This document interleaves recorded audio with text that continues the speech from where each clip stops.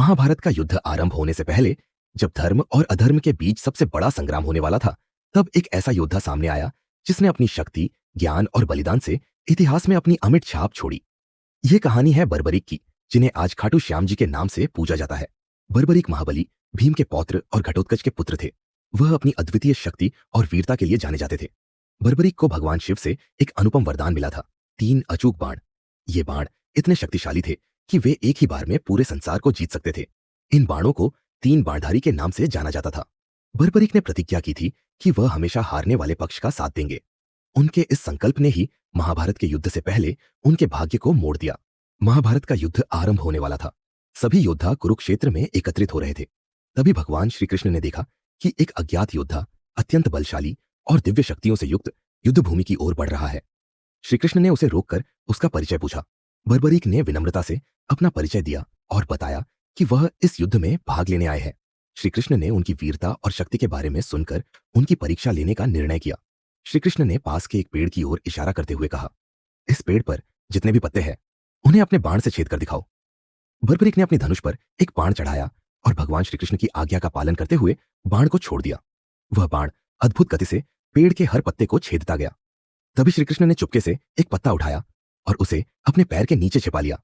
बर्बरीक का बाण अपने कार्य को पूरा करने के लिए अचानक श्री कृष्ण के पैर के पास आकर रुक गया और नीचे मंडराने लगा।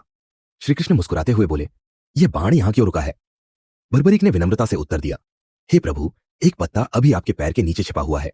यह बाण तब तक नहीं रुकेगा जब तक वह पत्ता भी छेद न दिया जाए। यह सुनकर श्री कृष्ण चकित हो गए। उन्होंने समझ लिया कि बर्बरीक की शक्ति और ज्ञान अद्वितीय है। यदि वह युद्ध में भाग लेते हैं तो उनके 3 बाण अकेले ही युद्ध का पूरा परिणाम बदल सकते हैं। यह देख श्री कृष्ण ने बर्बरीक को धर्म की स्थापना के लिए एक महान बलिदान देने के लिए प्रेरित किया। श्री कृष्ण ने बर्बरीक से पूछा, तुम इस युद्ध में किस पक्ष का साथ दोगे? बर्बरीक ने उत्तर दिया, मैंने प्रतिज्ञा की है कि मैं हमेशा हारने वाले पक्ष का साथ दूंगा। श्री कृष्ण ने गंभीर होकर कहा, तुम्हारी शक्ति इतनी अद्भुत है कि जिस पक्ष का तुम साथ दोगे वह कभी हार नहीं सकता। ऐसे में धर्म की स्थापना नहीं हो पाएगी। श्री कृष्ण ने बर्बरीक से कहा, तुम्हारी वीरता और शक्ति का सम्मान करते हुए मैं तुमसे एक बलिदान मांगता हूं। बर्बरीक ने बिना किसी हिचकिचाहट के कहा, भगवान, यदि मेरा बलिदान धर्म की स्थापना के लिए आवश्यक है तो मैं इसे सहर्ष स्वीकार करता हूं। श्री कृष्ण ने उनसे उनका सिर मांग लिया। बर्बरीक ने अपने सिर को खुशी खुशी श्री कृष्ण को समर्पित कर दिया। उनकी केवल एक इच्छा थी, वह महाभारत के पूरे युद्ध को देखना चाहते थे। श्री कृष्ण ने उनकी इच्छा पूरी की और उनके सिर को एक ऊंचे स्थान पर स्थापित कर दिया, जहां से उन्होंने पूरे युद्ध को देखा। बर्बरीक का बलिदान इतना महान था कि श्री कृष्ण ने उन्हें वरदान दिया। उन्होंने कहा, आज से तुम्हें खाटू श्याम के नाम से पूजा जाएगा। जो भी सच्चे हृदय से तुम्हारी प्रार्थना करेगा उसकी हर मनोकामना पूर्ण होगी। बर्बरीक का सिर बाद में राजस्थान के खाटू नामक स्थान पर मिला। वहां पर उनकी एक दिव्य मूर्ति स्थापित की गई और आज खाटू श्याम जी को करोड़ों लोग भगवान के रूप में पूजते हैं। खाटू श्याम जी को सच्चे भक्तों का भगवान कहा जाता है। उनकी पूजा विशेष रूप से राजस्थान में होती है, लेकिन उनका प्रभाव पूरे भारत में है। खाटू श्याम जी के मंदिर में हर साल लाखों भक्त उनकी आराधना करने आते हैं।